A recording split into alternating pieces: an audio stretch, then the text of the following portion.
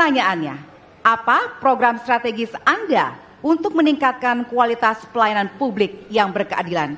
Waktu 2 menit dimulai dari sekarang. Kebetulan saya punya pengalaman 10 tahun menangani soal ini. Mengajak mereka berpartisipasi sejak awal.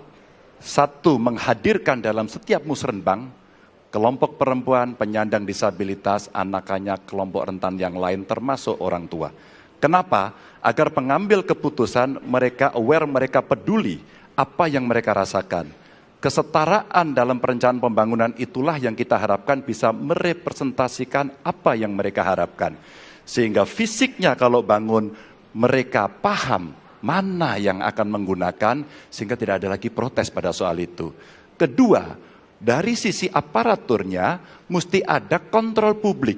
Maka kalau saya membuat pengalaman kami membuat pelapor GUP sebagai satu ruang komplain publik yang pemerintah nggak boleh baperan, pemerintah harus menerima seluruh masukan dan kritikan, inilah yang akan kita angkat menjadi government super apps. Sehingga ketika itu tidak berjalan, pemerintah tertinggilah yang harus kemudian mengambil alih itu, sehingga pelayanan akan bisa jauh lebih baik, sehingga kelompok-kelompok ini harus mendapatkan afirmasi.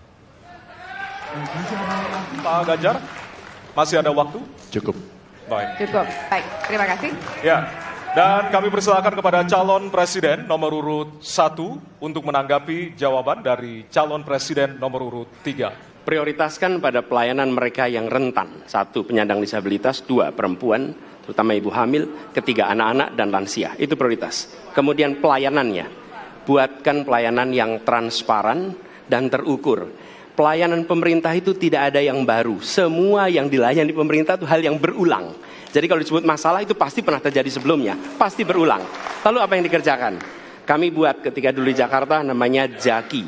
Jaki adalah sebuah super apps yang membuat setiap pelayanan ada ukurannya. Contoh, bila lapor pohon tumbang, maka kami memberikan arahan kepada jajaran berapa jam harus beres. Ketika dikatakan ada laporan tentang peristiwa X, maka berapa waktunya harus beres. Semua ukuran pelayanan dibuat transparan. Lalu publik yang melapor tahu persis, saya lapor kapan, harus selesai kapan. Dengan begitu standarisasi akan bisa terjadi. Terima kasih.